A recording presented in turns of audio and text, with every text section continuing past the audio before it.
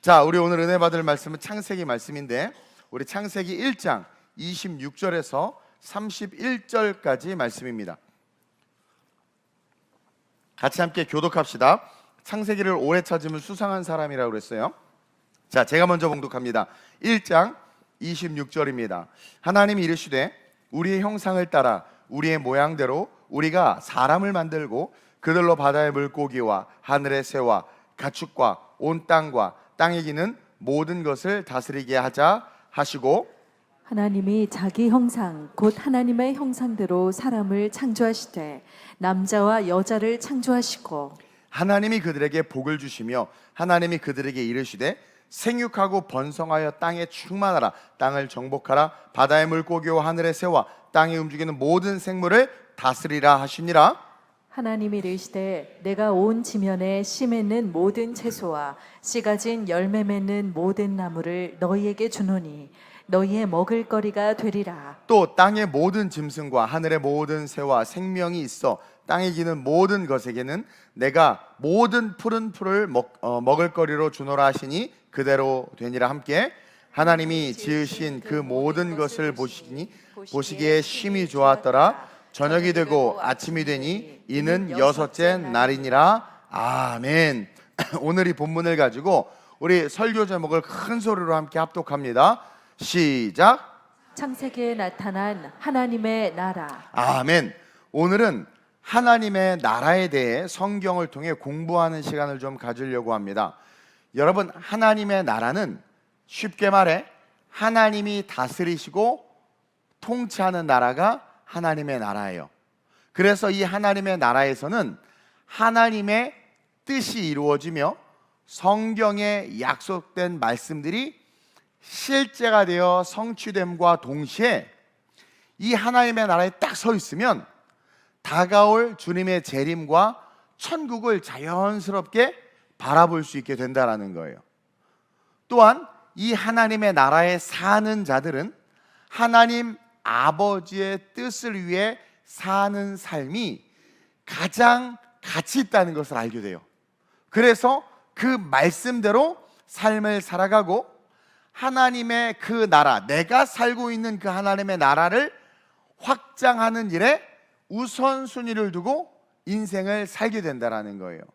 그래서 본질적으로 여러분, 천국은 그냥 존재 자체가 하나님의 나라지만, 천국은 하나님의 나라잖아요. 존재 자체가 하나님의 나라지만 우리가 살아가는 이 세상은 한 세상 속에 두 나라가 존재하고 있는 세상이라는 것을 인식해야 된다는 거예요.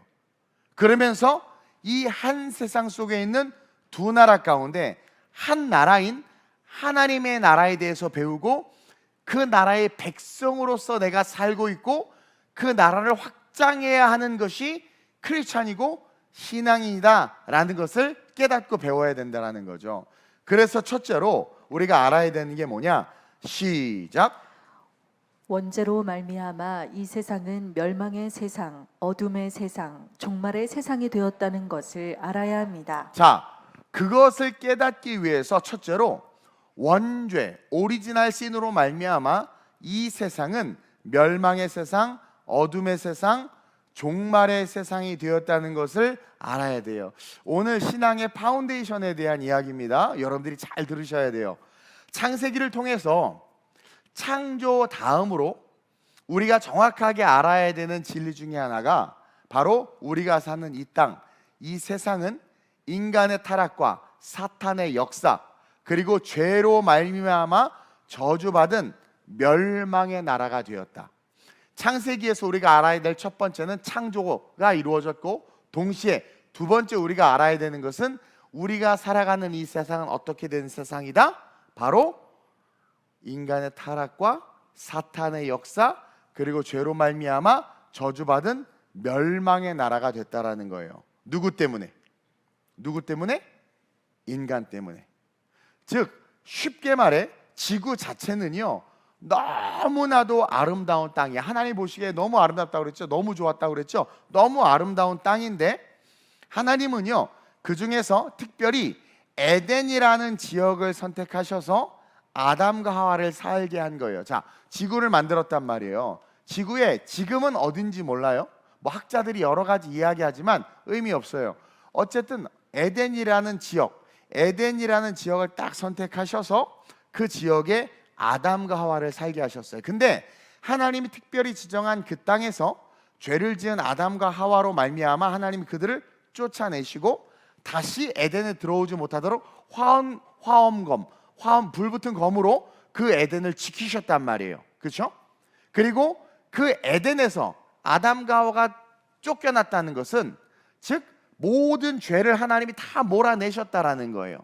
다시 말하면 에덴에는 이제 죄가 없어요. 에덴이라는 그 지역 자체는 상징성인데 천국을 말하는 것이고 완전한 하나님의 나라를 말하는 거예요.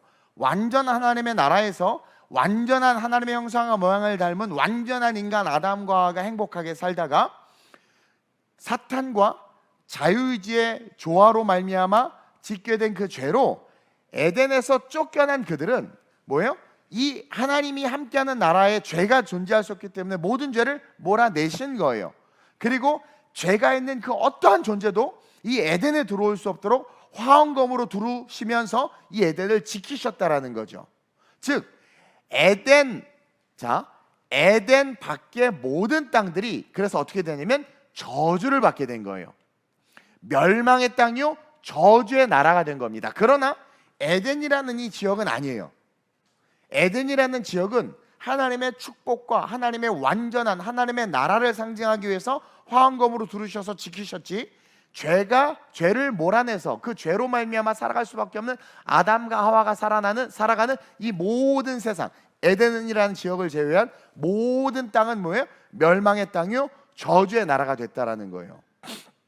왜냐하면 그 죄된 인간이 발을 딛고 살고 있기 때문에, 그 죄된 인간이 살아가는 삶의 삶의 필드가 되었기 때문에, 하나님 나라인 에덴에서 쫓겨난 인간은요, 인간 그 자체가 살아가는 삶의 모든 땅들이, 그 영역들이 죄의 땅, 멸망의 땅, 저주의 나라가 될 수밖에 없는 거고, 그렇게 하나님이 심판하셨어요. 그래서 인간이 가는 모든 땅은 저주요 죄악이 돼버린 겁니다. 창세기 3장 17절 19절이에요. 시작. 아담에게 이르시되 내가 내 아내의 말을 듣고 내가 내게 먹지 말라 한 나무의 열매를 먹었은즉 땅은 너로 말미암아 저주를 받고. 자, 여기서 제가 제 개인 주석을 달아놨죠. 땅은 너로 말미암아 저주를 받았는데 이 문장 속에서 뭘 깨닫냐면 에덴이 지금 분리되고 있는 것을 볼 수 있어야 돼요. 에덴은 저주받지 않았어요. 저주받았다면 화엄검을 두루 치고 하나님께서 그 에덴을 지키실 이유가 없는 거죠. 즉 에덴이 아닌, 주석이 나와요?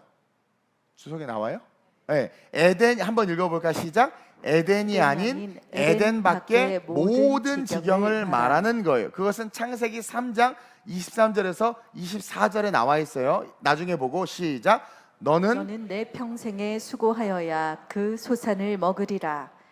땅이 내게 가시덤불과 엉겅퀴를 낼 것이라. 내가 먹을 것은 밭의 채소인즉 내가 흙으로 돌아갈 때까지 얼굴에 땀을 흘려야 먹을 것을 먹으리니 내가 그곳에서 취함을 입었음이라.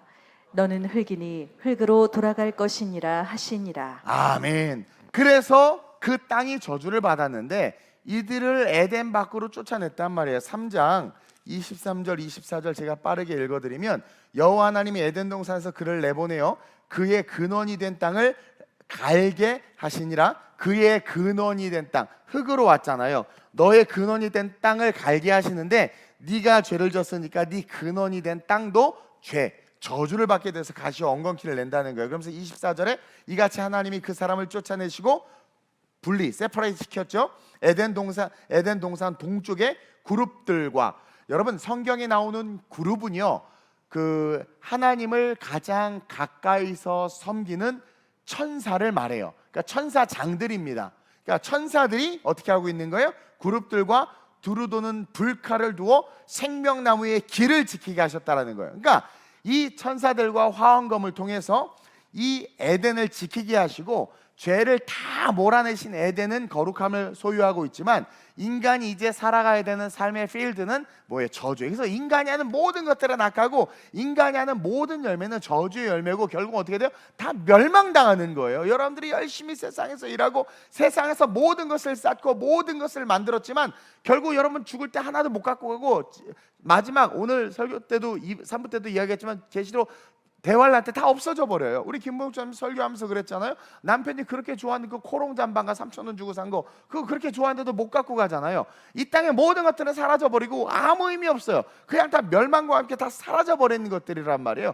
우리는 그것을 위해서 살아야 되는 것이 아니라 다시 복락원 에덴으로 들어가는 화원검이 열려져서 에덴으로 들어가는 죄가 없는 곳, 슬픔과 아픔과 눈물이 없는 곳, 그곳으로 가기 위해서 힘쓰는 삶, 그게 하나님 나라에 속해서 하나님 나라를 바라보며 하나님 나라를 위해서 살아가는 우리의 삶의 실존이 되어야 된다는 거예요. 어쨌든 죄인이 퇴출되고 죄가 깨끗해진 에덴은 저주를 받지 않았어요. 화원검이 지키는 것은 죄인인 인간이 거니는 순간 그 모든 땅이 저주를 받기 때문에 죄된 인간은 못 들어와 한 거예요. 그래서 죄는 하나님과 함께 할 수 없고 우리는 죄의 문제를 해결하고 다시 하나님의 품으로 에덴으로 영원한 하나님의 나라로 들어가야 된다라는 것을 벌써 창세기에서 보여주고 있는 거예요. 그 스토리, 히스 스토리가 바로 예수님의 성육신과 십자가 사건과 부활이란 말이에요. 그것의 그림자가 오늘 이 창세기 이 원죄로부터 우리에게 보여주고 있다는 거죠. 그리고 그 후 2000년이 지나서 지금으로부터 2000년 전에 오신 그 예수 그리스도를 믿는 자들은요, 그 죄의 문제가 해결됐잖아요. 그러니까 우리는 그냥 죄 자체인데 하나님이 우리를 보실 때 앞에 예수님을 딱 세워놓고 보신단 말이에요. 그러니까 그 예수님 때문에 우리가 얻게 된 은혜가 뭐냐면 칭의, 그냥 의롭다 칭해버리는 거예요. 그러나 그 예수님 뒤에 서 있는 우리는 늘 죄의 문제와 실존의 문제로 허덕이지만 하나님이 하늘에서 딱 바라봤을 때 예수를 통해서 보니까 너는 의인, 너는 의롭다함을 입는 거예요, 우리가. 그래서 어떻게 돼요? 이 저주받은 땅이었지만, 에덴 바뀌잖아요 지금. 저주받은 땅이었지만 예수로 말미암아 칭의, 의롭다함을 입었기 때문에 그 예수 그리스도를 구주로 고백한 그 사람이 살아가는 삶의 그 땅은 뭐예요? 하나님의 나라가 된다는 거예요. 하나님의 나라. 그래서 우리는 다시 이 죄된 세상 한복판에서 하나님의 나라를 세우고 그 나라의 주인공으로서 살아갈 수 있는 은혜를 얻게 된 거예요. 누가복음 볼까요? 17장 20절에서 21절입니다. 시작. 바리새인들이 하나님의 나라가 어느 때에 임하나이까 묻거늘 예수께서 대답하여 이르시되 하나님의 나라는 볼 수 있게 임하는 것이 아니요 또 여기 있다 저기 있다고도 못하리니 하나님의 나라는 너희 안에 있느니라. 이게 너무나도 놀라운 말씀인데, 자, 예수님이 이 말씀을 하신 이유가 뭐냐면 이 말씀을 하신 이유가 있는데 그 전에 이 앞 사건, 이 말씀을 하시기 바로 전에 어떤 사건이 있었냐면 10명의 문둥병자들, 나병 환자들을 치료해 줬단 말이에요. 근데 한 명만 예수님에게 돌아와서 감사하는 거야. 그러니까 예수님이 9은 어디 있느냐, 9은 어디 있느냐 묻는 거예요. 그러고 나서 이 한 사람의 그 감사의 고백을 통해서 방금 읽은 19절 그에게 이르되, 한번 읽어볼까요? 그 앞절 시작. 그에게 이르시되 일어나 가라 내 믿음이 너를 구원하였느니라 하시더라 하면서 그 돌아온 한 영혼에게, 그 전에는 병이 치유받은 것이었지만 이제 돌아와서 감사하니까 죄가 사함받아요. 이해돼요? 그러니까 우리는 이 땅에서 자기의 목적을 위해서 뭔가 하나님 앞에 얻기 위해서 열심히 신앙생활하지만 그건 구원과 상관없어요. 그러니까 오늘날 한국교회 안에 구원과 상관없이 신앙생활하는 사람들이 너무나 많아. 근데 문제 해결함을 받고 그 은혜에 감사해서 예수님에게 오니까 예수님이 그제서야 구원을 선포해요. 일어나라 가라 내 믿음이 너를 구원하였다. 그 믿음이 뭡니까? 바로 예수가 메시아임을, 어떻게 내 질병을 치유했지? 메시아임을 믿고 저분이 메시아야 고백하자 그 영혼이 질병의 치유의 수준이 아니라 구원에 이르게 되고, 구원에 이른 그 사람을 향해서 예수 그리스도를 구주로 메시아로 믿음으로 고백하게 되면 구원을 받고 구원받은 자는 하나님 나라의 삶을 살게 된다라는 것을 가르쳐 주는 거예요. 그래서 그 사건 이후에 바리새인들이 하나님의 나라가 언제 임합니까? 구원을 이야기하니까 바리새인들이 하나님의 나라가 언제 임합니까? 그러자 예수님이 여기 있다 저기 있다, 이 땅에 보이는 게 임하는 것이, 보이게 임하는 것이 아니라 보이지 않는 네 마음에, 너의 마음에 하나님의 나라가 임한다. 즉 내가 예수를 메시아로 구세주로 온전히 고백하고 믿고 그분 앞에 내가 감사하는 삶을 살기 시작할 때 뭐예요? 내 삶에 하나님의 나라가 임하는 거예요. 하나님의 나라는 여기 있다 저기 있다 보이게 임하는 것이 아니라 우리 안에, 그러니까 우리가 어떻게 돼요? 하나님의 형상으로 회복돼 버리는 거란 말이에요. 그래서 회복된 자가 살아가는 삶은 더 이상 죄악과 멸망과 저주의 땅이 아니라 그 사람이 살아가는 삶 자체가 어떤 삶이 될 수 있는 거예요? 에덴의 삶. 에덴은 어떤 일이 있었습니까? 우리가 있어야 될 것을 하나님이 아셔서 저절로 식물이 자라게 했었어요. 너희가 무엇을 먹을까 무엇을 마실까 염려하지 말라, 이는 다 이방인들이 구하는 것이라. 너에게 있어야 될 것을 내가 아신다고 그러잖아요. 그게 이루어지는 나라. 구하지 않아도 응답이 되고 또 구하면 응답을 받고, 그 나라, 말씀이 실제가 되는 나라, 즉 에덴의 축복을 온전히 누릴 수 있는 존재로 우리가 회복, 리빌딩, 재건된 거란 말입니다. 즉 다시 에덴으로 들어갈 수 있는 삶이 된 거예요. 즉 천국으로 걸어갈 수 있는, 그러니까 이 땅에서 회복된 에덴, 하나님의 나라를 누림과 동시에 어떻게 됩니까? 영원한 천국을 향해 갈 수 있는 거예요. 만약에 노아의 홍수가 없었으면 지금 에덴을 찾겠다고 중동 지역을 뒤지고 난리를 쳤을 거예요. 근데 노아의 홍수와 함께 에덴도 다 없어져 버렸어요. 이 땅에서. 이제 에덴의 의미는 뭡니까? 천국의 의미를 하나님께서 바꿔버린 거란 말입니다. 그래서 예수님이 오셨고 그 천국 우리 안에 화엄검이 두르는 에덴을 찾아가는 것이 아니라 우리 안에 도래한 하나님의 나라, 예수로 말미암아 들어갈 수 있는 천국, 그것이 온전한 에덴, 완전한 에덴이라는 거예요. 그것을 우리가 기억해야 돼요. 그래서 원죄로 말미암아 타락한 우리 때문에 에덴에서 쫓겨난 우리는 살아가는 모든 삶의 그 파운데이션, 인바이러먼트가 뭐 그냥 저주란 말입니다. 근데 거기서 예수를 구주로 고백하는 그 순간 하나님의 나라가 땅에 임하는 것이 아니라 내게 임하고, 내게 임한 하나님의 나라가 임한 자들이 걸어가는 곳은 하나님의 나라가 되어버린단 말이에요. 그것을 우리가 기억하고 둘째로 넘어가야 돼요. 시작. 하나님의 나라는 창세기 1장 28절이 회복되는 나라입니다. 그래서 예수가 우리 안에 있어서 우리 안에 하나님의 나라가 세워지면 이제 그 세워진 자들이 살아가야 되는 삶이 창세기 1장 28절이고, 그 창세기 1장 28절이 회복되어지는 나라가 하나님의 나라예요. 그래서 창세기 1장 28절의 삶을 살아가기 시작할 때 하나님의 나라가 점점점 확장되는 겁니다. 자, 창세기 1장 27, 28절 한번 읽어볼까요? 시작. 하나님이 자기 형상 곧 하나님의 형상대로 사람을 창조하시되 남자와 여자를 창조하시고, 하나님이 그들에게 복을 주시며 하나님이 그들에게 이르시되 생육하고 번성하여 땅에 충만하라, 땅을 정복하라, 바다의 물고기와 하늘의 새와 땅에 움직이는 모든 생물을 다스리라 하시니라. 우리가 그동안 여러분들이 이것을 그냥 대충 이렇게 읽고 넘어갔고, 아, 사람 만들었고 다스리고 정복하라고 하셨구나라고만 가볍게 알고 넘어갔는데 이 의미를 우리가 깊이 있게 볼 필요가 있어요. 자, 예수 그리스도를 구주로 고백한 자들은 하나님의 형상이 회복된 자라고 이야기했습니다. 따라서 이들에게는 하나님의 형상이 회복됐기 때문에 창세기 1장 28절의 말씀이 다시 요구되고 있다는 것을 여러분들이 성경적으로 깨달아야 돼요. 즉 예수가 그리스도로 고백되어져서 내 마음에 하나님의 나라가 임해요. 하나님의 형상과 모양이 회복된 거죠. 그러면 하나님의 나라는 아까 서두에도 이야기했지만 하나님이 다스리고 통치하는 나라가 하나님의 나라예요. 근데 내 마음에 하나님의 나라가 임했으니까 내 마음을 누가 다스리고 통치합니까? 하나님이 내 마음을 다스리고 통치해요. 근데 그 하나님이 완전한 인간을 만들자마자, 즉 회복된 우리에게 인간을 만들자마자 어떤 명령을 하셨어요? 땅을 다스리고 땅을 정복하라고 이야기하셨단 말이에요. 그러면 이 말씀은 회복된 우리에게 어떻게 돼요? 다시 요구되고 있다는 거예요. 여러분, 이것이 마태복음 28장 사도행전 1장 8절이고 이것이 계시록이란 말입니다. 근데 다시 이것을 회귀해서 보면 그것이 우리에게 요구되어지고 있는데 우리는 그것을 무조건 지키고 행해야 돼요. 그게 하나님의 나라가 임한 자들이 반드시 살아가야 하고 살아갈 수밖에 없는 삶이라는 거죠. 그래서 땅에 충만하고 땅을 정복하고 모든 생물을 다스리라고 하신 것은 우리가 주인이 되어서 그 일을 하라는 것이 아니라 하나님이 우리의 주인이 돼서 우리를 통해서 하나님이 그 일을 하시겠다라는 겁니다. 즉 하나님의 나라가 확장되는 것은 내가 열심히 막 이게 아니라 하나님의 나라가 확장된 내가 이 말씀이 다시 요구되어짐으로 말미암아 순종할 때 나를 도구로 쓰셔서 하나님이 땅을 다스리고 하나님이 땅을 정복하고 하나님이 충만하게 하시겠다라는 거예요.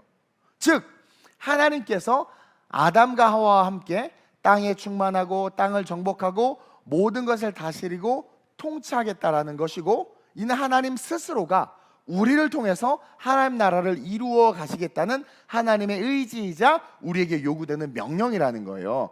그래서 우리는 이 명령을 받고 이 명령을 받은 우리가 이 명령을 수행해야 되는 주체라고 잘못 성경을 해석하는데, 땅을 다스리고 정복하는 막 정복하고 생육하고 번성하니까 막 결혼을 20만 명 하고 해가지고 막 20만 명 애들 낳고, 이게 아니라 우리가 이 명령의 주체가 아니라 하나님이 우리를 통해서 당신의 나라를 이루어 가시겠다라는 것이구나.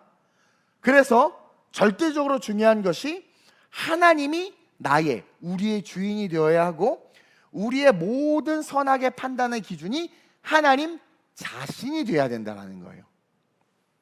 그래서 요 말씀 다음에 선악을 알게 하는 나무의 실과를 하나님께서 동산 중앙에 만드시고 먹지 말라고 명령하신 것에 이 흐르는 내러티브의 의미를 잘 깨달아야 돼요. 이게 무슨 말씀이냐면, 하나님 나라를 확장함에 있어서 절대적으로 하나님이 주인이 되어야 된다라는 의미가 이 선악과의 의미예요. 선악과를 딱 만들어 놓고 이걸 먹지 말아라, 먹는 날엔 정령 죽는다. 근데 그 앞에 하나님이 인간을 만드시고 땅을 다스리고 땅을 정복하라, 공중의 새와 하늘 모든 것을 다스리라고 말씀하셨잖아요. 근데 왜 그러느냐? 내가 너를 통해서 이것을 할 거야. 근데 이 일을 하다 보면 인간은 자유의지를 가지고 있고 생각과 이성이 있고 하나님의 형상과 모양 그대로 받았기 때문에 뭔가를 만들어내요. 창조할 수 있단 말이에요. 근데 그 창조는 유에서 유를 창조하는 창조예요. 그래서 이런 모든 것들이 만들어진 거 아닙니까? 그래서 문화와 문명을 만들고 하고 나름대로 법과 질서를 만드는데, 내가 주인이 돼버리면, 내가 주인이 돼서 다스리고 통치하기 시작하면 어떻게 돼요? 우리의 그 호두알 같은 뇌와 우리의 어떤 그런 양심과 도덕의 기준들로 우리 나름의 선을 정해버리는데, 갑자기 하나님이 어린아이 태어나자마자 어린아이를 죽이라고 해. 그럼 우리의 이성과 자유의지와 양심과 도덕과 우리 인간이 만들어 놓은 법에 의하면 이거는 선이 아니거든. 그럴 수 없어. 어떻게 그러지? 그러면서 우리가 선악의 주체가 돼버린단 말이에요. 그래서 하나님이 어떤 명령을 했는데도 불구하고 아니 하나님 그거 너무하잖아요, 그거 아니에요 하는 순간 하나님 우리를 통해서 당신의 나라를 확장하고 땅을 다스리고 정복할 수가 없는 거예요. 그래서 하나님께서 선악을 알게 한 나무를 두셨던 이유는 뭐냐면, 아담과 하와 잘 들어, 내가 너를 통해서 다스리고 정복하는 이 하나님이 만든 세상을 다스리고 정복하면서 쉽게 말하면 문화와 문명과 인류의 역사를 이어나갈 텐데, 그 모든 것의 주체가 나야. 너희들은 그냥 내 명령에 순종하기만 하면 돼. 그 이야기를 하고 있다라는 거예요. 그러니까 절대적으로 하나님의 나라를 확장함에 있어서 중요한 게 뭐냐면, 하나님이 주인 되어야 된다라는 거예요. 그리고 너희는 순종해야 된다라는 거예요. 하나님 나라를 확장해 감에 있어서 어떤 명령은 너희들의 이성과 경험에 맞지 않을 수 있어. 아무리 생각해도 그건 아닌 것 같을 수 있고, 또 너희가 봤을 때 더 좋은 방법과 더 좋은 길이 있을 것 같을 수도 있어. 왜? 하나님이 우리에게 모든 걸 주셨어요. 자유의지와 모든 지성과 능력을 다 주셨단 말이에요. 그리고 인류가 번성하면서 여러 상황과 맞닥뜨릴 때 나름의 정의와 기준을 가지고 말할 수 있단 말이에요. 근데 그러지 말아야 된다는 거예요. 너희가 봤을 때 더 좋은 방법이 있고 더 좋은 길이 있을 것 같을지라도 너희의 주인은 하나님이며 그 모든 선악의 판단의 주체는 너희가 아니라 내가 돼야 되는 거야. 이것을 아주 강력하게 말씀하신 게 바로 선악을 알게 한 나무의 실과를 먹지 말라는 거예요. 만약 그걸 따먹어서 네가 선악의 주체가 되면 너는 죽어. 왜? 네가 말하는 선은 선이 아니고 네가 말하는 정의는 정의가 아니야.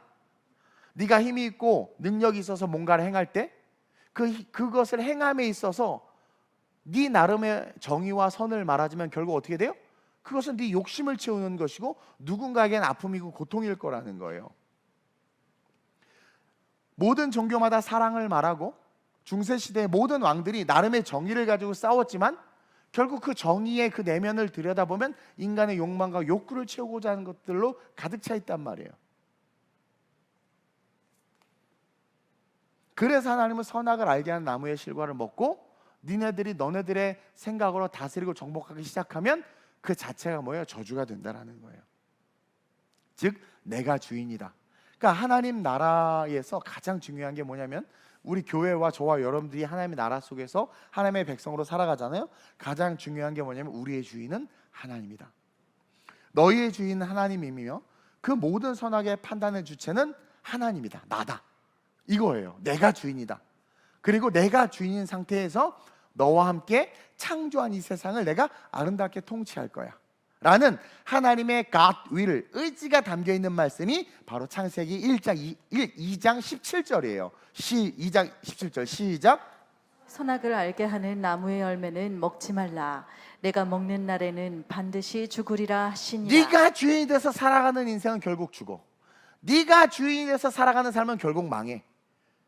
선악을 알게 한 나무의 실과를 먹지 마. 네가 네 인생의 주인이 되려고 하지 마. 내가 주인이야. 그 외에 모든 것을 할 수 있어요. 그 주인의 주권 아래에서. 즉 자유의지를 주셨기 때문에 아까도 말했지만 아담과 하와도 생각하고 판단하고 뭔가를 만들고 창의적으로 새롭게 뭔가를 할 수 있는 존재예요. 어디서 알아요?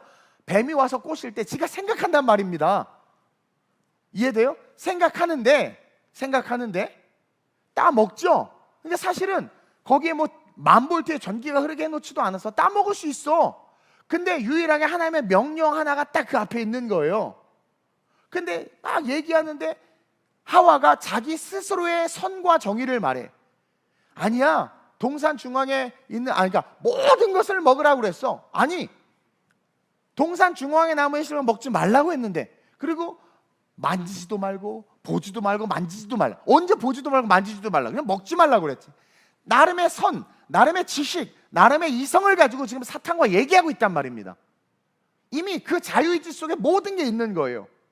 이해해요? 근데 주인이 그때까지, 하나님이 그때까지 주인이었어요. 그러니까 안 먹었는데 충동질을 하니까, 마귀가 무슨 힘을 준 게 아니에요. 그 이성과 생각을 자꾸 흔들어서 결국은 딱 먹게 해버렸단 말입니다. 그러니까 사실 하나님은 우리에게 모든 보안키를 해제해버린 거예요. 우리는 사실 뭐든 할 수 있단 말이에요. 그러나 주인이 하나님이심을 기억하라는 그 말씀을 딱 기억하고 하나님의 나라, 하나님의 백성이 딱 되면 그 말씀 때문에 하지 말라고 하는 것을 하지 아니하고 하라는 것을 하는 하나님의 백성이 되지만, 사실은 누가 충동질을 해서 우리의 이성과 감정이 자극해서 우리는 얼마든지 내가 주인이 돼서 내 뜻대로 할 수 있단 말이에요. 이것이 오늘 한국교회와 저와 여러분들이 무너지는 이유고, 사탄이 대중문화를 통해서 우리를 공격하고 정치와 이성을 통해서 우리를 무너뜨리고자 하는 그 괴계가 오늘 창세기처럼 이렇게 나타나고 있는 거예요. 이 시대가. 그래서 아무리 그 자유를 가지고 너희가 옳고 맞다고 생각할지라도 하나님 뭐라고 말하는 거냐면, 내 생각과 내 뜻이 선이야. 제발 내 생각과 내 뜻이 정이야. 이것을 기억하라는 거예요. 그래서 이 말씀을 오늘 우리에게 주신 겁니다. 따라서 진정한 하나님의 나라를 확장하며 세워나가기 위해서는 우리의 삶과 인생의 모든 선악의 판단과 주체가 누가 돼야 돼요? 하나님이 돼야 돼. 다시 말하면 이 말씀이 돼야 돼. 그러니까 오늘날 우리는 얼마나 많은 선악과를 지금 또 따먹고 있습니까? 우리는 의롭다함을 입었어요. 네 나라, 네 마음에 하나님의 나라가 임했다. 구원 받았어. 그럼 이제 어떻게 해야 돼? 하나님의 선악과 따먹으면 안 돼. 구원받은 우리에게 또 선악과가 있는 거예요. 근데 어떻게 됩니까? 우리는 또 따먹어 버리잖아요. 내 속에는 좋을 대로 해버리잖아요. 시퍼렇게 말씀이 안식일을 거룩히 지켜라고 말씀이 있어요. 예를 들면, 근데 선악과가 있는 거죠. 안식일을 거룩히 지켜라 그랬어요. 근데 범해버려. 안 지켜. 잡아서 자고 놀러가고. 내 성이, 선악의 주체가 어느 순간 나로 또 바뀌어버린 거죠. 그러면서 우리는 또 하나님의 나라를 잃어버리고 다시 에덴에서 쫓겨나서 내가 살아가는 가정이 황폐화되고 내가 살아가는 직장에서 가시 엉겅퀴가 나버리는 거예요. 꿈이 있다고 말하면서 도전하지만 그 도전한 삶에 가시 엉겅퀴가 또 자라나 버리는 거예요. 이 얼마나 어처구니 없냔 말입니다. 수많은 사람들이 주님의 이름으로 못도 했다고 말해요. 근데 주님이 뭐라? 난 너 모른다. 왜냐하면 자기가 선악의 주체가 돼서 그 일을 한 거예요. 예수님, 내가 가난한 자도 도왔고 못 됐고 그랬더니 주님이, 그래? 나 너 모르는데? 근데 반면에 어떤 사람들은, 우편의 선자들은 너는 나에게 물을 줬고 밥을 줬고. 아유 주님, 우리가 언제 물 줬고 밥 줬어요? 그건 뭐냐면 자기의 의지가 아니라 말씀대로 하나님이 주체가 돼서 살아가는 거예요. 성령의 감동대로 한 것뿐이에요. 근데 하나님 그것을 뭐예요? 나에게 했다 그러면서 복 받을 자라고 말한단 말입니다. 그래서 우리가 기억해야 되는 게 뭐냐면 이 선악과와 이 창세기 1장 28절에 이거를 이제 뭐 문화 대명령이라고 말하기도 하는데, 신학자들은 어쨌든 이 문화 대명령을 지킴에 있어서 우리가 꼭 기억해야 되는 것은, 다시 말하면 인생을 다스리고 정복하면서 꿈을 위해서 이 세상에서의 삶을 살아가면서 우리가 꼭 기억해야 되는 것은, 내 인생의 모든 선악의 판단의 주체는 하나님이시다. 즉 내 인생의 삶의 프린시플, 원칙은 이 성경이다. 이것을 알고 믿고 걸어가는 자들이 하나님의 나라를 누리고 하나님의 나라를 확장할 수 있는 자들이라는 거예요. 그래야 진정한 정의와 공의와 진리가 강같이 하수같이 온 열방에 흐를 수 있기 때문에. 왜? 하나님은 완전한 선이요, 그분은 진리요, 공의요, 정의시기 때문에 그분이 하시는 말씀대로만 하면 그것이 뭐예요? 이 세상에 정의와 공의와 진리가 강같이 하수같이 흐르는 일이 되어버린단 말이에요. 만약 인간이 선악의 주체가 돼서 이 땅을 다스리고 정복하기 시작하면 유한한 인간의 모든 목적과 이유에는 한계가 있고, 인간의 모든 목적과 이유에는 한계가 있어요. 왜? 우리는 그 이상을 못 보니까. 그래서 자신이 처한 환경과 이해관계들이 얽혀서 그게 우선순위 되어버리는 게 인간이에요. 그래서 궁극적으로 그들이 땅을 다스리고 정복한다고는 하지만 결국 자신의 욕심과 욕망으로 귀결되는 그러한 다스림과 정복이 있을 뿐이라는 거죠. 필리핀, 스페인에서 점령했어요. 크리스찬들이 가서 인도에, 동인도 제도에 영국에서 막 갔단 말이에요. 근데 그들이 한 선교가 뭐예요? 자기가 선악의 주체가 돼서 한 선교였기 때문에 지금 아프리카의 기독교 인구가, 그리고 아프리카의 기독교가 다 변질돼 버린 거란 말입니다.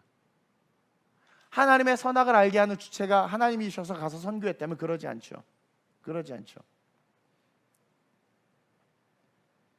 감사한 건 귀슬라프부터 시작해서 토마스부터 시작해서 한국에 온 선교사들은 하나님이 선악의 기준의 주체가 돼서 이 땅에 온 거예요.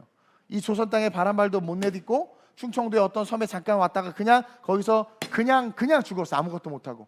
토마스 선교사님 와가지고 아무것도 안 하고 그냥 성경 거 던져주고 죽었어. 하나님이 가라고 해서 온 거야. 하나님이 주체가 돼버렸어요. 그때 어떻게 돼요? 그것이 전파돼서 이 대한민국이 이렇게 부흥한 거 아닙니까? 저 역시도 하나님이 제 인생의 주체가 돼서 순종했기 때문에 이런 선한 하나님 나라의 열매가, 하나님 나라의 확장, 다스리고 정복하는 일이 생겨버린 거예요. 돈도 없고 백도 없고 아무것도 없는데 하나님이 선악의 주체가 돼서 내가 하나님의 나라, 하나님의 백성으로 살아가면 때로는 억울하고 때로는 아닌 것 같고, 이거 아닌데 이거 아닌 것 같은데도 말씀이 기준이 돼서 살아가면 창세기 1장 28절에 하나님이 복을 주시며 이르시되 그 복이 나타난다라는 거예요. 보세요. 하나님이 아브라함에게 독자 이삭을 갖다 바치랬어요. 세상에 어떻게 받은 아들인데, 약속해서 이제 간신히 그 늙은 생리가 끊어지고 이제 완전 늙은 할머니 할아버지들이 100살이 됐는데 귀하게 얻었단 말이에요. 근데 이 아들을 갖다 바치래. 자, 내가 선악의 주체가 되면 하나님 이게 말이 됩니까? 약속 어기시네? 거짓말하시네? 그땐 줘놓고 지금 뺏어가세요? 그리고 어떻게 사람을 죽입니까? 이건 말이 안 됩니다라는 우리의 이성과 윤리가 막 발동해가지고 하나님 대적할 수 있단 말이에요. 근데 아브라함 어떻게 했습니까? 갑자기 그 생명 같은 아들인데 갑자기 네 아들을 바치라니까 그날 새벽같이 일어나서 데리고 가는 거야. 이게 하나님의 나라 속에 살아가는 하나님의 사람이란 말입니다. 그랬더니 어떻게 돼요? 그러니까 선악의 주체가 하나님이었기 때문에 이성과 논리로 하나님과 대항하는 게 아니라 그냥 순종한 거예요. 그 말도 안 되는 일에 순종한 거예요. 그래서 그냥 아무 말 없이 독자 이삭을 바칠 수 있었던 거고, 바칠 때 어떻게 됩니까? 하나님의 나라 확장된 역사가 일어나요. 갑자기 멈춰라 하더니 어떻게 돼요? 숯불에 양이 있고 그 이삭을 통해서 이스라엘 12지파와 오늘날 저와 여러분들 하나님의 백성이 만들어지는 거 아닙니까? 하나님이 그 선악의 주체가 돼서 일하니까 다스리고 정복하는 일이 현현돼서 오늘 우리의 삶에 실제로 드러난 거 아닙니까? 만약에 여기서 논리를 가지고 하나님 어떻게 사람을 죽입니까? 어린아이를 왜, 내 아들을 왜 죽입니까? 막 그렇게 따져. 성경 11조 언제 방언이 막 계속 따져. 그럼 결국 어떻게 됩니까? 그 호도할 만한 뇌를 가지고 따지는 그 따짐 때문에 여러분들 안에 임했다 하나님의 나라가 사라져버리고 여러분들 삶에 마음에 가시와 엉겅퀴가 나는 거야. 목사에 대한 가시와 엉겅퀴, 교회에 대한 가시와 엉겅퀴, 남편에 대한, 아내에 대한, 가정에 대한, 직장에 대한 모든 것이 가시와 엉겅퀴. 가는 곳마다 저주를 받아. 가는 곳마다 안 된단 말입니다.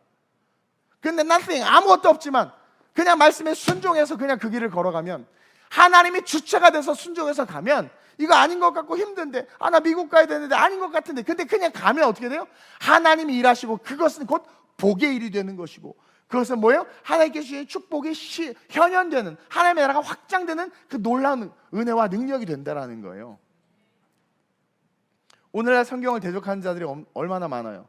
뭐는 어떻다 저떻다, 이거는 뭐 구약에 뭐 이건 잘못된 거고, 이거 신약은 비유고, 뭐 어쩌고 저쩌고 온갖 잡소리들을 합니다.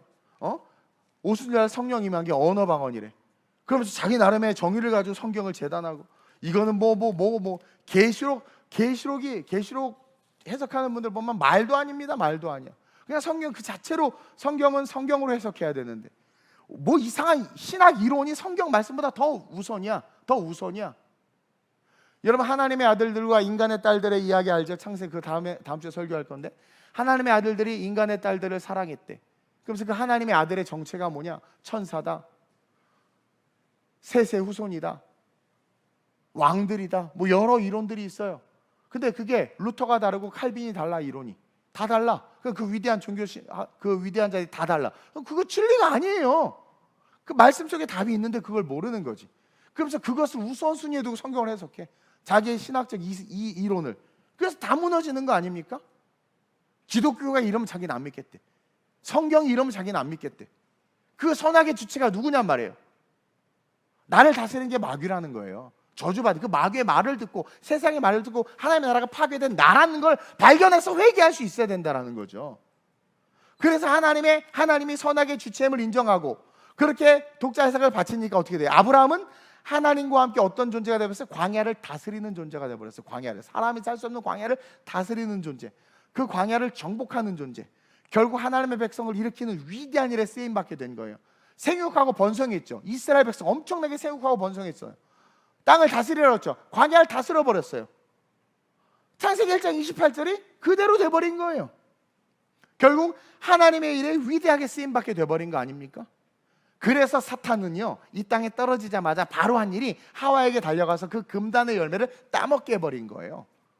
선악의 주체가 하나님이 아니라 네가 돼야 된다라고 충동해버린 거예요. 야, 하나님처럼 될 수 있어 그러잖아요. 하나님처럼 될 수 있어, 유혹하는 거란 말입니다. 결국 인간은 자신들이 선악의 주체가 되어버렸고, 그때부터 자기의 소견이 하나님의 말씀보다 중요해진 거죠. 여러분, 그 가나안 땅에 들어가서 사사시대 왜 망했습니까? 사사시대가 왜 망했습니까? 자기 소견에 좋을 대로 행했다고 성경에 분명히 기록하고 있잖아요. 선악의 주체가 자기들이 돼버린 거란 말입니다. 그러니까 말씀보다 자기의 소견이 더 중요해졌고, 그때부터 하나님의 말씀을, 판단을 의심한 거죠. 가나안 땅 정복하라고 했는데 아낙 자손이 있어요. 자기가 선악의 주체가 돼버린 거예요. 근데 여호수아와 갈렙은 하나님이 선악의 주체가 돼버리니까 가서 정복하라고 하니까 그들이 우리의 밥이야. 그냥 용기와 다스림, 땅을 정복하는 영성이 막 올라오는 거예요. I can do everything through him who gives me strength. 내게 능력 주시는 모든 것을 할 수 있는 거, I can do everything이라는 거예요. 왜? 하나님이 주체가 돼서 순종하니까. 근데 내가 주체가 되니까, 야, 쟤네 키가 평균이 3m야. 야, 칼 봤어? 와. 사울왕과 이스라엘 백성들, 와, 골리앗 봐봐. 야, 이거 안 돼. 다윗 봐봐요. 아니, 만군의 여호와 하나님을. 저는 여러분들이요, 승리하고 성공하는 삶을 살았으면 좋겠고, 그것이 세상과 세속의 싸구려 성공이 아니라 정말 하나님의 나라를 그레이트하게 확장하면서 내 한계를 뛰어넘어 한계 넘어 계신 하나님과 함께 정말 하나님의 백성임이 세상에 드러나는 삶. 그 하나님 절대 선악의 기준이 하나님, 이 말씀을 믿고, 우리는 바이블 빌리버들이니까 말씀을 믿고 그냥 홍해로, 그냥 광야로 나가는 삶, 그러한 삶을 살기를 원하는 거예요. 그래서 오늘 이 말씀을 선포하는 거예요. 근데 그럼에도 불구하고, 그 은혜를 받았음에도 불구하고 우리 인간은 끊임없이 죄 때문에 내가 주인이 되려고 한단 말이에요. 말씀 앞에서도 내가. 그래서 결국 선악의 주체가 되니까 어떻게 됐습니까? 다 무너졌잖아요. 하나님의 약속을 믿지 못해. 아니, 다시는 물로 심판하지 않겠다고 했더니 그것도 못 믿어. 그래서 바벨탑 만들어 버리잖아요. 왜 하나님의 말씀을 못 믿고 하나님이 주가 돼서 살아가지를 못하냔 말이에요. 근데 오늘 한국 교회와 주의 종들과 많은 크리스찬들이 그러고 있단 말이에요. 결국 노아의 홍수로 전 인류가 전멸했죠. 최초의 심판이죠. 그러면서 에덴도 홍수와 함께 사라졌어요. 안 그랬으면 에덴 찾아 헤매면서 거기에 집 짓고 여기가 뭐 하나님의 나라 어쩌고 난리 쳤을 거야. 그 유브라데 강 어떻게 여기 강 기손강 흐르면서 여기다 막 그러면서 난리 쳤을 거야. 없어진 거예요. 창세기 6장 5절에서 7절이 선악의 주체가 인간이 된 삶의 결론이에요. 한번 읽어볼까요? 시작. 여호와께서 사람의 죄악이 세상에 가득함과 그의 마음으로 생각하는 모든 계획이 항상 악할 뿐임을 자, 보시고. 인간은 아담 이후에 타락했죠. 타락했으니까 타락한 인간이 생각하는 모든 것은 타락했잖아요. 그래서 악할 뿐이야. 그러니까 여기에서 우리가 행과 행 속에서 뭘 발견합니까? 이들은 가죽옷을 지어 입힘받았고 셋의 후손을 통해서 복음을 들었음에도 결국은 선악의 주체가 자기가 됐다라는 걸 읽어낼 수 있는 거예요. 마음으로 생각하는 모든 계획이 항상 악할 뿐이니. 그러나 아벨은 제대로 제사 드렸잖아요. 근데 이들 대부분은 뭐예요? 자기가 주인공이 돼서 자기의 생각대로 신앙생활한 거예요. 제가 주석 써놨죠. 시작. 선악의 주체가 인간이 되면 하나님의 나라는 사라지게 됩니다. 네, 그래서 그 다음 절 나오죠. 계속 시작. 땅 위에 사람 지으셨음을 한탄하사 마음에 근심하시고 이르시되 내가 창조한 사람을 내가 지면에서 쓸어버리되 사람으로부터 가축과 기는 것과 공중의 새까지 그리하리니 이는 내가 그것들을 지었음을 한탄함이니라 그래서 하나님의 하시니라. 나라가 싹 사라져 버리는 거예요. 싹 사라져 버리는 거예요. 따라서 우리는 마지막으로 시작. 우리는 다시 근원의 복을 회복해야 합니다. 이 말씀을 드리고 싶었어요. 28절 한번 읽어볼까요? 시작. 본문 28절 시작. 하나님이 그들에게 복을 주시며 하나님이 그들에게 이르시되 생육하고 번성하여 땅에 충만하라. 땅을 정복하라. 바다의 물고기와 하늘의 새와 땅에 움직이는 모든 생물을 다스리라 하시니라. 자, 하나님이 태초에 주신 오리지널 복입니다. 복의 오리진이에요. 복의 기원이에요. 그러니까 여러분들이 바라는 모든 복 있죠? 그 복의 씨앗이에요. 그 복의 시작이에요. 하나님이 그들에게 복을 주셨단 말이에요. 그러니까 인류가 만들어져서 이 세상에 창조돼서 축복이라고 말하는 것의 원조예요. 시작이에요. 오리지널 복. 그 복이 뭐다? 선악의 주체를 하나님, 즉 이 성경에 두고 살아가는 것이 우리가 바라는 모든 복의 근원이다. 시작이다. 그러면서 이 말씀이 주체가 돼서 선악의 기준이 돼서 이 말씀대로 우리가 살아가면 어떻게 돼요? 번성할 수밖에 없어요. 따라서 우리는 번성해야 돼. 첫 번째로 하나님이 그들에게 복을 주시며 그들에게 이르시되 생육하고 번성하라고 그래요. 근데 여러분들 이것을 뭐 애를 많이 낳는다라고 생각하는데 아니, 하나님이 애 많이 낳으라고 지금 이거 생육하고 번성하라는 게 결혼 많이 해서 애 많이 낳으라고 한 겁니까? 일부 다처제를 말하는 거겠어요? 아니란 말이에요. 자, 여기서의 번성의 의미는 예수 그리스도를 구주로 온전히 고백하고 선악의 주체가 하나님이심을, 이 성경 말씀임을 인정하고 삶을 살아갈 수 있는 다음 세대들을 양육하라는 거예요. 이걸 어디서 읽어냅니까? 예수님이 이 땅에 오셔서 가르쳐 전파했잖아요. 가르치셨단 말이에요. 티칭 하셨단 말이에요. 이 번성은 애를 그냥 그렇게 많이 낳아서 다 죄져서 홍수로 다 쓸어버렸는데 지금 그 얘기가 아니란 말이에요. 태초의 복, 하나님께서 복을 주시며 이르시되 생육하고 번성하라. 선악의 주체가 하나님이심을 알게 하는 삶으로 이 땅을 충만하게 하라는 거예요. 다음 세대들이 하나님이 주가 되고 말씀이 주가 돼서 그 주가 되신 말씀과 성경대로 이 세상을 살아갈 수 있는 그 다음 세대들을, 여러분들의 자녀들을 그렇게 여러분들에게 양육하라고 명령하는, 그럴 때 복이 오는 거예요. 그리고 땅을 정복해야 되는데, 땅을 정복하라는 게 뭡니까? 그냥 땅 따먹기 해서 이렇게 땅 넓혀가라는 거 아니에요. 이 땅은 인간이 삶을 살아가는 삶의 터전인데, 다시 말하면 하나님은 이 알파의 오메가시기 때문에 기차도 만들고 자동차도 만들고 비행기도 만들고 문화와 인류가 발명될 걸 아셨어요? 모르셨어요? 아셨죠. 그러니까 땅을 정복하라는 것은 모든 문화와 그 문화로부터 파생되는 세계관, 인종과 종족이 갖게 되는 세계관, 그 세계관 속에 벌어지는 정치, 그 정치 안에서 형성되고 있는 사회, 그리고 그 사회 속에 일어나는 갈등, 그 갈등으로 말미암은 분쟁과 전쟁, 분열과 다툼들을 우리가 해결하라는 거예요. 그게 땅을 다스리라는 겁니다. 땅을 정복하라는 겁니다. 정복은 뭡니까? 정복. 싸움을 전제로 한단 말이에요. 싸워야 된단 말이에요. 영국과 미국이 동성애 관련 입법 문제에 있어서 싸우지 않았어요. 설마 되겠어? 심각성을 몰랐단 말이에요. 관심이 없었단 말이에요. 그래서 너무 쉽게 법이 통과돼 버렸어요. 싸우지 않아서 무너진 거예요. 근데 지금 그거 싸우는 교회 목사님들과 교회들을 욕하잖아요. 저도 문자 와요. 나오라고. 그러나 마음의 성령께서 저에게 강하게 나가서 데모해라 이 마음을 안 주시고 기도해라 마음 주시고 기도하고, 저는 다음 세대들을 업스트림으로 보내는 사역을 해야 되기 때문에 그분들은 싸우는 사역하고 난 뒤에서 지원하고 후원도 하고 했어요. 저도. 그리고 나는 우리 다음 세대들이 영적 크리스찬티를 가진 리더, 지도자, 정치, 경제, 삶의 지도자를 세우는 것을 빨리빨리 준비해서 싸우는 동안 빨리빨리 배출시켜가지고 얘네들 그때 빈자리에 올려보내야 되겠다. 저는 그 사명이 있는 거예요. 그렇게 순종하는 거예요. 그것처럼 계속해서 그런 것들과 그걸 정복해야 된단 말이에요. 한국 교회가 물질과 세속과 싸우지 않아서 세속화 인본화 되어버린 거예요. 원래 제사장직은 세습이 맞아요. 제사장들은 그 아들이 제사장직 하는 거예요. 레이지파 되는 거예요. 근데 왜 한국에서 그 세습이라는 단어가 안 좋게 쓰입니까? 한국 교회가 물질과 세속주의와 싸우지 않은 상태에서 그런 일들을 벌이고 그 물질 때문에 그런 일들을 만드니까 그렇게 욕먹는 거 아닙니까? 시골 교회 아들한테 물려준 거 가지고 욕하는 사람 있으면 나와봐. 안 나오잖아요. 그건 훌륭하다고 말하잖아. 그런데 왜 큰 교회 아들한테 물려주면 욕합니까?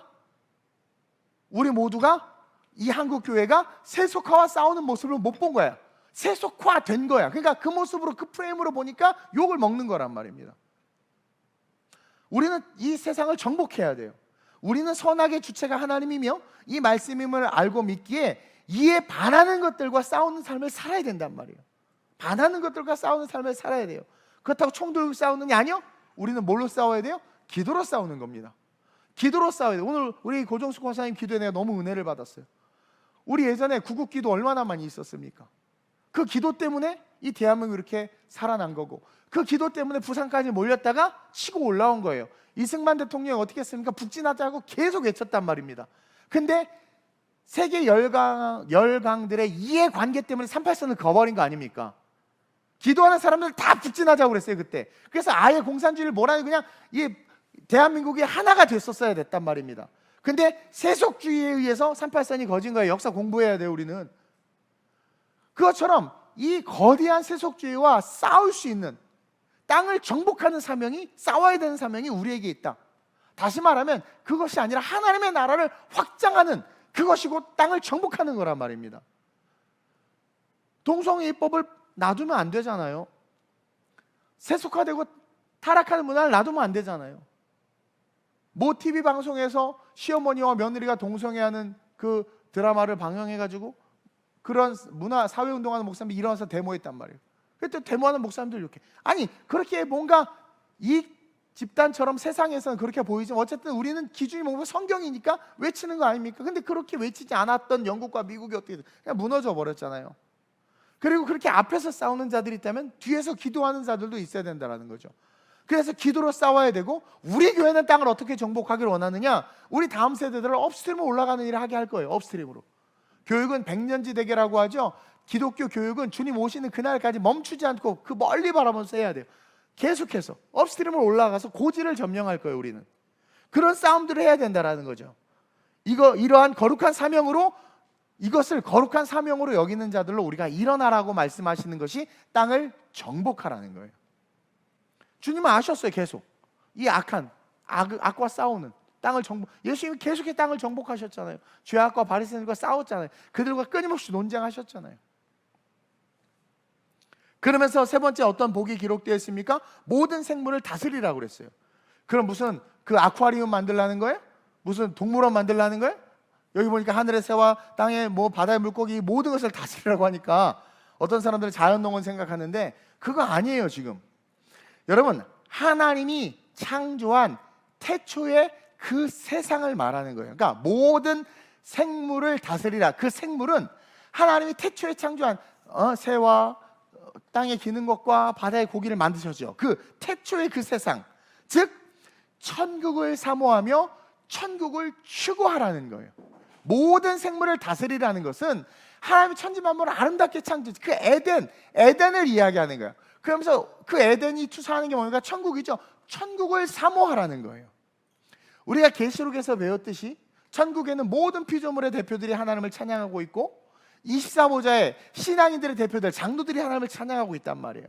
에덴에서 아담과 하나님과 교제하면서 너무나 행복했고, 그리고 천년왕국을 보여주는 사자가 어린 양과 뛰놀고 어린이가 독사구리에 손을 넣어도 물지 않는 그 아름다운 그 나라, 하나님의 나라를 사모하라는 거예요. 모든 생물을 다스리라, 천국을 사모하고 천국 백성이 되라는 거죠. 천지창조를 다 이루시고 안식하실 때 하늘에는 새가 나르고 바다에 물고기가 떼를 지어 놀고 하면서 그것이 하나님을 찬양했단 말이에요. 하나님이 그것을 다 흠양하셨단 말이에요.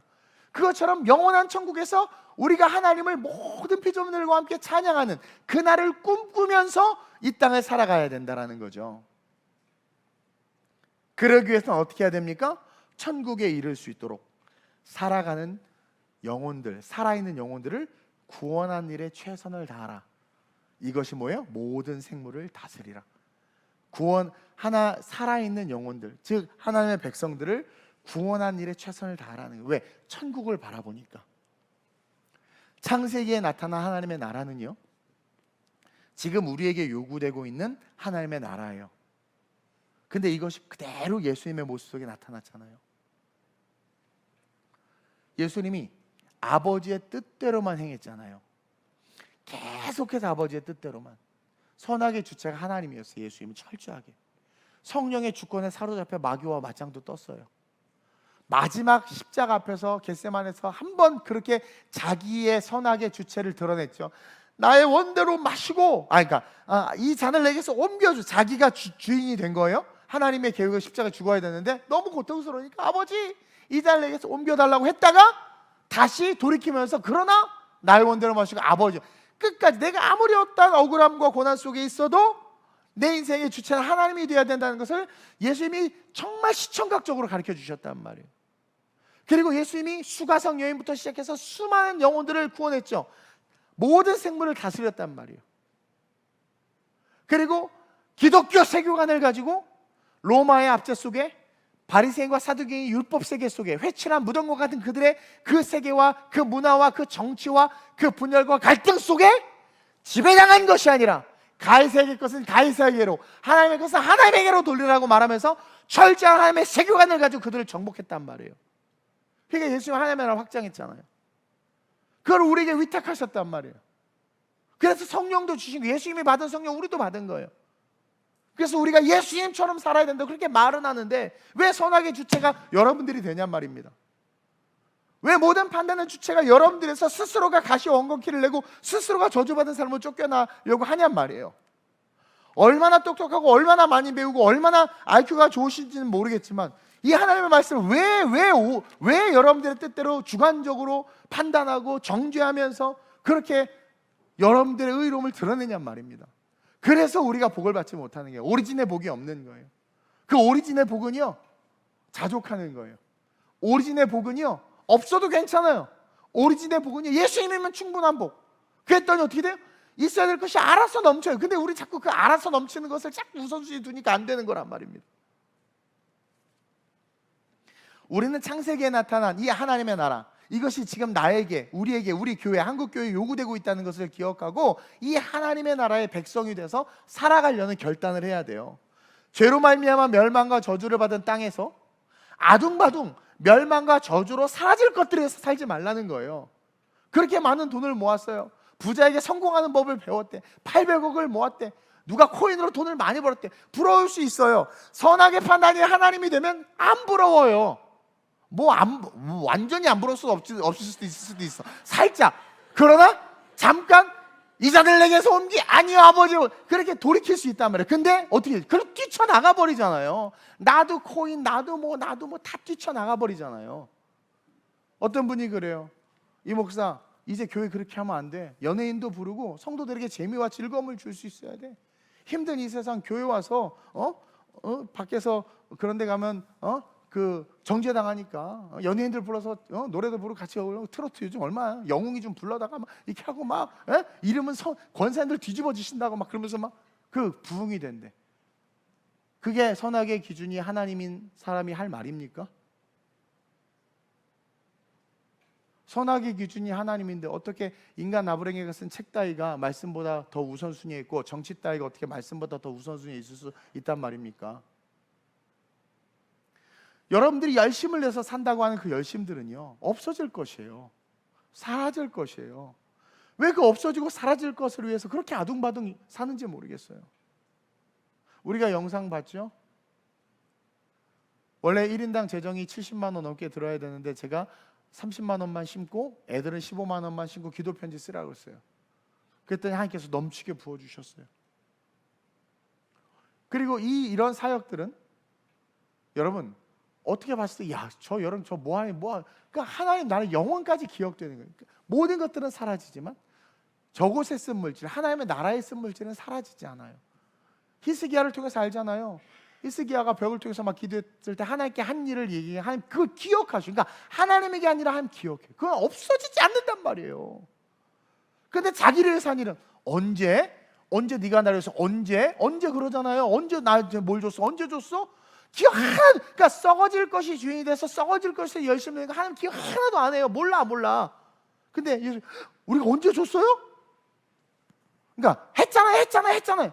모른다. 근데 언제 그 성령에 하나님 그냥 성령에 순종하는 거 다 기억하시잖아요. 히스기야 수명이 늘어난 것도 하나님이 하나님에게 한 일을 기억한 거죠. 그러니까 그 없어지지 않을 그 일을 위해서 살아야 된단 말이에요. 제발. 이 한 세상, 이 지구라는 세상 속에는 지금 두 나라가 존재하고 있어요. 우리는 모든 선악의 주체가 이 성경 말씀임을 인정해야 돼요. 또 선악과 따먹어서는 안 돼. 성경 말씀임을 인정하고 그런 그리스도인들은요 이 두 세상 속에 한 세상 속에 있는 이 두 나라 가운데 하나님의 나라에 들어가게 되는 거예요. 그래서 그 안에 들어가서 이 창세기 1장 28절에 다시 실제가 돼서 살아가는 거죠. 번성하게 하는 거예요. 다음 세대들이 선악의 주체가 하나님 돼서 살아갈 수 있도록 그들을 키워내야 돼요. 수많은 제자들을 양육해야 돼요. 그리고 그들이 그들과 함께 땅을 정복해야 돼요. 그 죄악, 가시와 엉겅퀴가 나서 살아가는 그 세상 속에서 만들어진 문화와 세계관과 정치와 그 사회와 그 안의 갈등과 분열과 그 모든 것들을 우리가 어떻게 정복해야 된단 말이에요. 하나님에 대해서 알려주고 복음을 알려주고 도래 하나님의 나라에 대해서 전해야 된단 말이죠. 그러면서 함께 모든 피조물과 함께 천국을 바라보면서 이 땅에서 살면서 천국에서 만나보고자 기쁘게 찬양하면서 걸어가야 된다는 거죠. 그래서 바울이 고린도전서 9장 24절 25절에서 이렇게 이야기하고 있는 겁니다. 시작. 운동장에서 다름질하는 자들이 다 달릴지라도 오직 상을 받는 사람은 한 사람인 줄을 너희가 알지 못하느냐. 너희도 상을 받도록 이와 같이 다름질하라. 한 사람이 one person을 말하는 게 아니에요. 하나님 나라의 백성의 대명사인 거예요. 수많은 사람들이 인생을 살지만 상 받는 자들은 하나님 나라의 백성으로 사는 자들이다라는 거죠. 계속 시작. 이기기를 다투는 자마다 모든 일에 절제하나니 그들은 썩을 승리자의 관을 얻고자 하되 우리는 썩지 아니할 것을 얻고자 하노라. 그렇게 아둥바둥 경쟁하면서 살아가는 그 삶이 세상 사람들은 썩을 것을 위해서 산다라는 거예요. 근데 하나님 나라의 백성 한 사람 그 하나님 나라를 소유한 너는 썩지 아니할 것을 얻고자 다투면서 세상과 싸우면서 정복하면서 살아야 된다라는 거예요. 그러면서 영원까지 없어지지 않을 그 영원한 나라를 바라보며 사는 그 모습이 우리에게 필요하다라는 거죠. 베드로도 이야기하죠. 1장 3절에서 5절에 시작. 우리 주 예수 그리스도의 아버지 하나님을 찬송하리로다. 그의 많으신 긍휼대로 예수 그리스도를 죽은 자 가운데서 부활하게 하심으로 말미암아 우리를 거듭나게 하사 산 소망이 있게 하시며. 여러분 저는 소망이 있어요, 뭐 꿈이 있어요 말하면 다 죽은 거예요. 하나님의 나라가 없이 꾸는 꿈을. 근데 산 소망 뭐로부터 시작된대요? 부활하게 하심으로 말미암아 우리를 거듭나게 하사 칭의 하나님 나라 백성 되게 하사 하나님 나라 백성 돼서 살아가는 자들이 갖는 게 뭐예요? 그게 진짜 산 소망이다라는 거예요. 다른 모든 하나님이 선악의 주체가 되지 아니하고 살아가는 모든 자들의 소망은 그냥 썩어질 것이 된다라는 거예요. 그래서 뭐라고 그 다음에 정확하게 이야기하잖아요. 시작. 썩지 않고 더럽지 않고 쇠하지 아니하는 유업을 있게 하시나니 곧 너희를 위하여 하늘에 간직하신 것이라. 근데 왜 믿는 자들이 썩는 것, 더러운 것, 쇠하는 것에서 그렇게 열심을 내냔 말이에요. 아니, 평생에 휴가 한 번 선교에 오래 못합니까? 아니, 한 달에 버는 물질의 11조 하나님 앞에 영원한 상급산이 그렇게 어려운가? 그리고 내 삶에 교회의 봉사와 직임과 직분 섬기는 곳, 섬길 수 있는 곳이 있는 곳에 내가 내 삶을 드리는 게 그렇게 어려운가? 그 왜 어려울까? 선악의 주체가 나고 하나님의 나라가 실제가 되지 않는 거죠. 오죽하면 제가 개척할 때 저한테 멍청하다고 총 맞았다고 말한 사람들의 말들을 돌이켜보니까 다 세속적 관점을 가지고 저의 개척에 대해서 평가했더라고 보니까. 그들은 이해가 안 되는 거죠. 근데 하나님 나라를 바라보니까 아무것도 없이 걸어갈 수 있는 거예요. 지금 생각해보면 그때 제가 은혜가 충만했던 것 같아요. 그 회개에 지금 그때 은혜가 요즘 없어지는 것 같아서. 근데 저에게 조언했던, 안 좋게 말했던, 제가 필리핀 선교 개척하자마자 청년들 12명밖에 없고 돈 요것밖에 없는데 어떻게 선교할 수 있을까? 현지 선교사님에게 소개받아 했더니 오지 마세요, 하지 마세요. 필리핀 선교 그렇게 그거 없으면 안 됩니다 하고 나를 완전히 모멸을 줬거든요. 내가 끊어버렸어요, 그 사람을. 물론 그래요, 돈이 있어야 되고 나는 뭐가 있어야 될 수 있겠죠. 근데 하나님은 무에서 유를 창조하시는 분인데 광야에 작대기 하나 가지고도 60만을 먹이시는데 청년 12명이 할 일이 없다고요? 그 청년 12명이 지금 필리핀 교회를 저렇게 아름답게 빌드업 했잖아요. 보세요, 하나님의 나라가 실제가 돼서 살아가는 자들에게는 가시의 엉겅퀴가 아니라 하나를 하면 열이 나고 둘을 하면 백이 되는 축복이 있는 거예요. 그래서 우리는 썩지 않고 더럽지 않고 쇠하지 않는 그 유업, 그것이 산소망을 가진 자들이 갖는 유업이고 그것을 위해서 걸어가야 되고 그것이 뭐야? 하늘에 간직한 하나님의 뜻이라는 거예요. 계속 읽어볼까요? 시작. 너희는 말세에 나타내기로 예비하신 구원을 얻기 위하여 믿음으로 말미암아 하나님의 능력으로 보호하심을 받았느냐. 할렐루야. 그러한 자들은 끝까지 하나님이 지키신단 말입니다. 끝까지 지키신단 말입니다. 우리 다시 하나님 나라에 들어갔으면 좋겠어요. 우리의 소견을 좀 버렸으면 좋겠어요. 영적인 질서와 교회의 권위에 순종하는 법도 배워야 돼요. 얼마나 똑똑한데 여러분들이 얼마나 위대합니까? 뭐 박사 석사. 그래서 요즘은 목사님들이 그 학위 따는데 연연이 없대. 막 완전히 올인해. 왜냐하면 성도들이 자기네들이 다 박사 석사야. 그러니까 목사님이 그보다 낮으면 취급을 안 한대. 이것도 세속화된 거 아닙니까? 제가 그래서 박사 공부 들어가려다가 성령께서 제 마음에 감동을 주셨어요. 왜 공부하니? 어느 순간 아 맞다, 나도 그 주보에게 쓰고 싶어서. 아 내가 그냥 솔직히 고백했다니까요. 조금이라도 젊었을 때. 그래서 그냥 TH 거기 그냥 그만둬 버렸어요. 히브리 대학 가서 이스라엘 가서 공부하자는 제안도 들어왔었어요. 방학 때 이렇게 가서 공부하고 하면 우와 이스라엘에서 박사학위 받아갖고 올 수 있대. 얼마나 멋있어. 할까요? 그럴 줄 알고 하나님이 돈을 없게 하셔서 일단 어쨌든 첫째로 없는 게 유익이야. 근데 거기에 막 혈안되고 뭐 이렇게 목사님들 청구할 때 그게 우선순위야. 그게 어떤 하나님의 나라가 있는가, 썩지 않을 것에 대한 소망이 있는가, 그리고 뭐예요? 선악의 주체를 하나님으로 두고 살아가. 이걸 보지를 않아. 이걸. 또 어떤 교회는 잘생긴 목사님들을 뽑는데 비주얼이 중요하다고. 내가 참.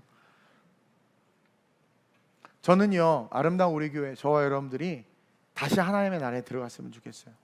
우리의 소견을 버리고 리더가 좀 부족해 보이면 어때요? 그 부족하면 아 나로 메꾸라는 거구나 이래야지. 잘라버려야 돼. 야 우리 모세 잘라버리고 다른 리더 세워서 애굽으로 돌아가자. 이게 뭡니까? 하나님의 나라가 없는 거예요. 선악의 주체의 자리에서 내려와야 돼요. 그래서 겸손히 이 말씀 아래에 씁시다. understand. 예수님은 우리에게 understand 하셔요. 밑에서 우리를 이해하셨어요. 받으셨단 말이에요. 우리 말씀 예수님 밑으로 내려가야 돼요. 그리고 다시 하나님 나라의 백성으로 살아가는 진짜 삶이 돼야 돼.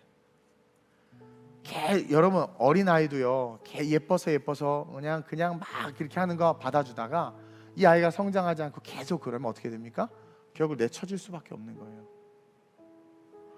바울이 그러잖아. 너희가 언제까지 연한 것만 먹겠느냐. 오냐오냐 좀 자라야 되는데 단단한 것을 먹을 때가 됐는데 단단한 것을 못 먹으니까 버림받는 거예요. 자기 문제 하나 가지고 스스로 기도하지 못하는 그 심령이 언제까지 버티겠습니까? 그러다가 마귀와 고난이 와봐요, 그냥 자빠져 버려요. 그 넘어짐의 시작이 교회를 떠나거나 예배를 멀리하는 거잖아요. 그럼 100% 하나님 나라 없는 겁니다. 마귀에게 점유당한 거예요. 근데 진짜는요, 환난이 오고 고난이 오잖아요, 뒤에 있다가 오히려 앞으로 와.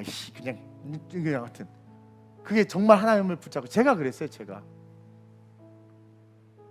그래서 다시 하나님의 백성의 그 삶으로 여러분들이 거룩하게 일어났으면 좋겠어요. 저랑 같이 썩지 않고, 따라합시다. 썩지 않고 더럽지 않고 쇠하지 않는 유업을 이어가자. 하나님 나라를 확장하자. 그런 아름다운 우리 교회가 될 수 있도록 여러분들 기도해 주시고, 이 창세기로부터 시작된 이 하나님의 나라, 그것을 하나님 우리에게 주셨고 또 그 안에서 살아가는 삶을 요구하고 계신다. 근데 그럴 때 보호하신다. 그럴 때 복을 주신다. 그게 진짜다. 하나님, 내가 그런 하나님의 나라의 백성으로 이 땅에서 하나님의 나라를 확장하는 삶을 살게 하소서. 더 이상 내 삶의 가시와 원건키를 내가 만들었다는 것을 깨달았습니다. 그것을 내가 다시는 만들지 않게 하소서. 자꾸 일어나는 그 가시와 원건키 때문에 내가 무너지는데, 내가 하나님의 나라를 소유하지 못했기 때문입니다. 다시 예수 그리스도를 만나게 하시고 하나님 나라를 소유하게 하시고, 선악의 주체가 하나님, 선악의 주체가 말씀임을 인정하며 그 밑에서 순종하며 살아가는 내가 될 수 있게 해달라고 주님을 3번 부르고 합심으로 전심으로 기도합니다. 주여, 주여, 주여. 좋으신 아버지 하나님, 경제는 어렵고 날씨와 기후는 망가져가고 있고, 하나님, 내일에 대한 소식들이 평안이 아니라 재앙이 계속해서 들려오고 있습니다.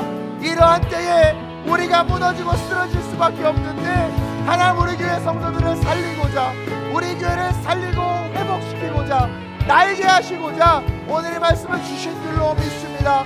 창세기에 나타나는 이 하나님의 나라, 이것이 얼마나 중요하고 우리 신앙의 전체의 그 시작점이 되며, 그 복의 근원이 이곳으로부터 나타나 영원까지 이름을 우리가 오늘 알고 배우게 하셨음을 믿습니다. 하나님, 이제 우리의 모든 생각과 소견을 내려놓게 하시고, 하나님, 이제 온전히 선악의 주체가 하나님이 되어, 하나님이 옳다면 옳은 것이요, 하나님이 그르다면 그른 것임을 인정하고 말씀 아래 서서 그 말씀대로 삶을 살아가는 하나님 나라 백성 되게 하여 주옵소서. 에덴에서 쫓겨난 인간에게 다시 하나님은 그 낙원을, 에덴을 회복시켜 주셨습니다. 그것이 십자가요, 그것이 복음이요, 그것이 은혜입니다. 이제 우리는 다시 엉겅퀴가 아니라 썩지 아니할 하나님의 나라를 위협으로 삼고 살아가야 하는 존재임을 봅니다. 다시 한번 하나님 번성하게 하여 주옵소서. 다음 세대들을 하나님, 하나님의 말씀으로 양육하는, 번성케 하는 교회가 아름다운 우리 교회, 우리 성도들 되게 하여 주옵소서. 땅을 정복하는 교회와 성도들 되게 하셔서 TV와 문화와 유튜브에 지배되는 것이 아니라, 정치와 경제에 지배당하는 것이 아니라, 기독교 세계관을 가지고 하나님의 나라를 그 모든 것들을 다스리고 정복하는 자들이 될 수 있도록, 기독교 세계관으로 세상의 세계관을 정복하는 자들이 될 수 있도록 주님, 우리 모든 성들과 교회를 써 주시옵소서. 그러므로 말미암아 하나님, 모든 생물을 다스리라 함과 같이 수많은 영혼들을 위해 기도하고 그들과 함께 영원한 천국을 바라보며 하나님을 찬미하는 그날을 꿈꾸고 그날을 향하여 거침없이 달려갈 수 있는 이 시대의 찐 성도, 진짜 하나님의 사람, 하나님 백성 되게 하여 주옵소서. 하나님 나라 임하소서. 과 존귀 능력과 위엄, 놀라운 사랑의 기적의 하나님, 지금 이곳에 오 하나님 나라 임하소서. 하나님 나라 임하소서.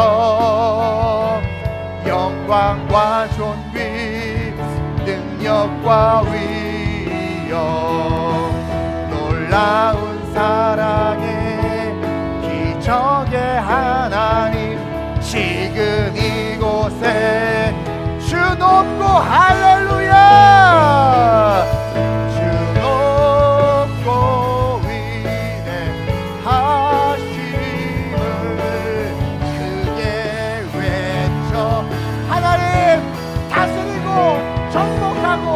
반성하겠습니다. 주여, 우리 교회가 분명하고도 선명한 선악의 길을 하나님께 두고 순종하며 걸어가겠습니다. 하나님 나라, 하나님 나라 임하소서. 영광과 존귀 능력과 위엄 놀라운 사랑의 기적의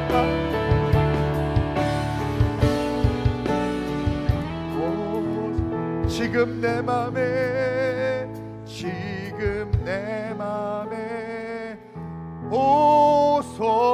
오소서. 내가 이 시간 나사는 예수의 이름으로 명하노니 아름다운 우리의 모든 성도들의 마음속에 있는 가시와 엉겅퀴는 오늘 말씀을 아멘으로 다시 예수의 십자가 그 피 묻은 사랑으로 말미암아 거듭난 존재임을 깨닫고 내가 하나님의 나라로 살아가리라 결단하는 자들에게서 모든 저주의 열매인 가시와 엉겅퀴는 예수의 이름으로 묵기로마다 떠나갈지어다. 사라지고 소멸될지어다.